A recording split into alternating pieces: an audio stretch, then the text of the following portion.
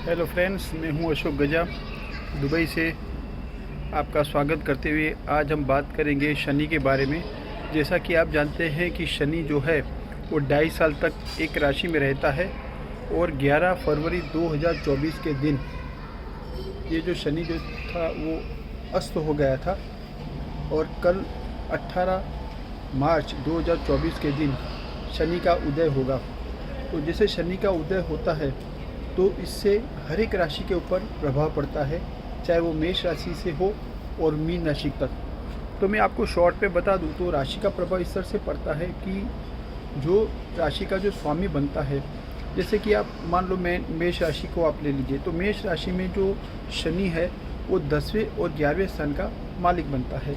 तो जिस राशि का वो मालिक बनता है उस राशि का वो एक्टिवेट मतलब हो जाता है। तो जैसे कि हम मेष राशि से बात करें तो मेष राशि का 10वें स्थान का स्वामी शनि है और 11वें स्थान का स्वामी भी शनि है।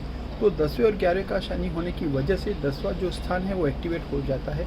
10वां स्थान जो है वो करियर का स्थान है, 10वां स्थान जो है बिजनेस का स्थान है, 10वां स्थान जो है पिता का स्थान है, 11वां स्थान जो है लाभ स्थान है। तो ये दो स्थान एक्टिवेट होने की वजह से जो मेष राशि के जातक अब तक जो कुछ मतलब नहीं हो रहा था, कुछ काम बिजनेस के सिलसिले में शनि के अस्त होने की वजह से काम जैसे कि ठप हो गया था, काम नहीं हो रहा था, तो उनके बिगड़े हुए काम इस शनि के उदय होते ही शुरू हो जाएंगे। तो क्योंकि शनि जो है उदय होने से, शनि एक्टिवेट हो जाने की वजह से बिजनेस के सिलसिले में जो भी कार्य है वो संपन्न हो जाएंगे, ताकि आपके जो कार्य है वो शुरू हो जाएंगे। ऐसे ही हम वृषभ राशि की हम बात करें तो वृषभ राशि का जो स्वामी है वैसे तो शुक्र है, लेकिन वृषभ राशि का जो स्वामी शुक्र है और वो जो है वो भाग्य स्थान का भी स्वामी बनता है, बरोबर है। तो भाग्य स्थान का जो स्वामी है वो अब तक जो भी आपके कार्य थे, मैंने पहले भी कई बार आपको बताया है, तो भाग्य किस में नहीं चाहिए।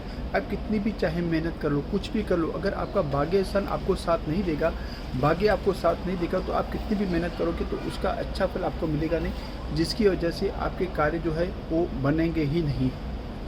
अभी जबकि कल 18 मार्च 2024 से शनि का उदय होने की वजह से आपका जो शनि महाराज है एक्टिवेट होने की वजह से आपके जो है जो भी कार्य अभी तक जो अधूरे रहे हैं, 11 फरवरी से जो भी काम ठप हो गए थे, आप हिसाब में तो ठप हो गए हैं ऐसा ही बोलूँगा, क्योंकि बिल्कुल भी मतलब अस्त हो गया। इसका मतलब क्या है कि वो इनएक्टिव हो गया, और एक्टिव होने की वजह से भाग्य के सिलसिले में जो भी कार्य है वो संपन्न होने शुरू हो जाएंगे, ठीक है।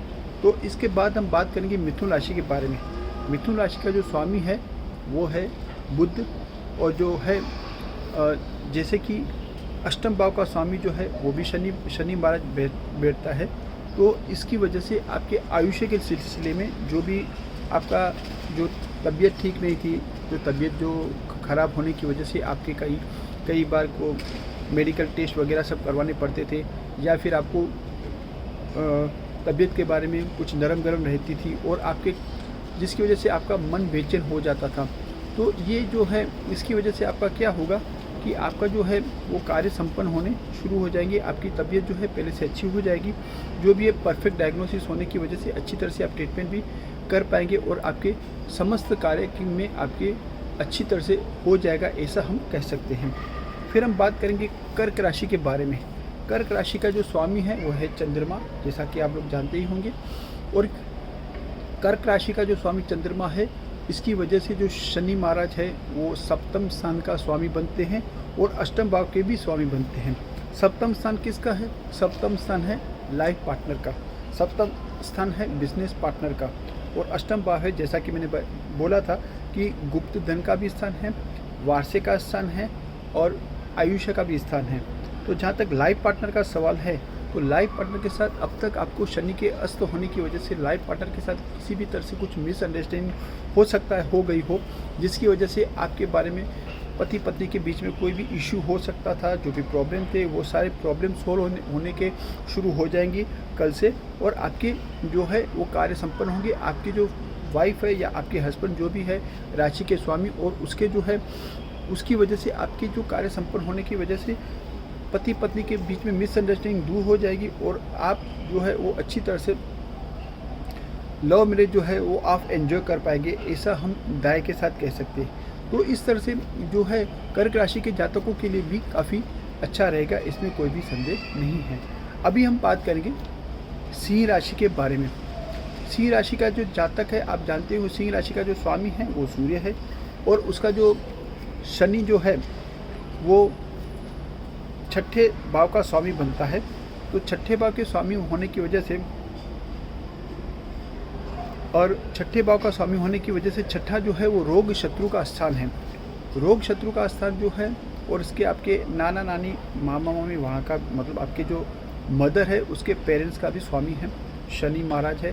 तो पहले तो ये बोलूँगा कि शनि जो है वो छठे स्थान का जो स्वामी है, वो नौकरी के सिलसिले में आपको इस तरह से कई बार जो परिवर्तित होने पड़े थे, मतलब ट्रांसफ़र हो जाती थी या ट्रांसफ़र हो चुकी है, या आप अपने घर से काफ़ी दूर जगह नौकरी करने के लिए जाते हैं, तो वहाँ से आपको अभी अच्छा ये हो सकता है कार्य, जिसकी वजह से आप जो है नौकरी के बारे में आपके जो शुभ समाचार आपको प्राप्त हो सकते हैं। पर्टिकुलर मैं ट्रांसफ़र की बात करूँगा, क्योंकि ट्रांसफ़र जो है वो एक ऐसी चीज़ है जो शनि महाराज जो है वो फेर बदल करने में एक्सपर्ट है। मतलब जहाँ पे वो बैठते हैं वहाँ से फिर जातक को वहाँ से दूसरी जगह जाना होता है। तो यहाँ पे हम बात करेंगे शनि महाराज की, तो शनि महाराज आपको कहीं दूर ले जाएंगे। अगर कहीं दूर है तो आपको पास आने की वजह से आपको जो अपने पेरेंट्स के, अपने फैमिली के साथ आप मिल पाएंगे, ऐसा कह सकते हैं। अभी हम बात करेंगे तुला राशि के बारे में बात करेंगे।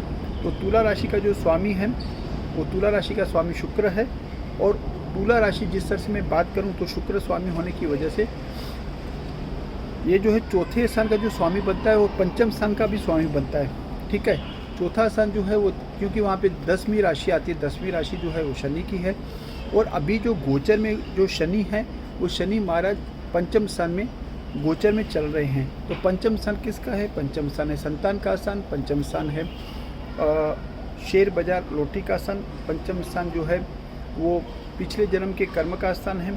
तो और ये स्टूडेंट्स के लिए पढ़ाई का भी स्थान है। तो ये सारे जो पंचम स्थान की जो पोर्टफोलियो है, उसका जो पोर्टफोलियो है पूरा शनि महाराज के पास है। यहाँ तक तुला राशि का सवाल है। तो इस मामले में आपके शनि महाराज एक्टिव होने की वजह से, उदय होने की वजह से एक्टिव हो गए, जिसकी वजह से आपके जो कार्य अब तक पढ़ाई के बारे में स्टूडेंट्स की बात करें तो रुके हुए थे, लव रिलेशनशिप की बात करें तो बिगड़े हुए थे, या फिर संतान के बारे में अब तक कोई कार्य नहीं हो पा रहा था, आप कितने भी लाख मेहनत करो तो भी आपके कार्य संपन्न नहीं हो रहे थे, आपके कार्य संपन्न होने शुरू हो जाएंगे, जिसकी वजह से आपको जो है वो अच्छी तरह से रिस्पॉन्स मिलेगा और पढ़ाई में आप 100% पास हो जाओगे।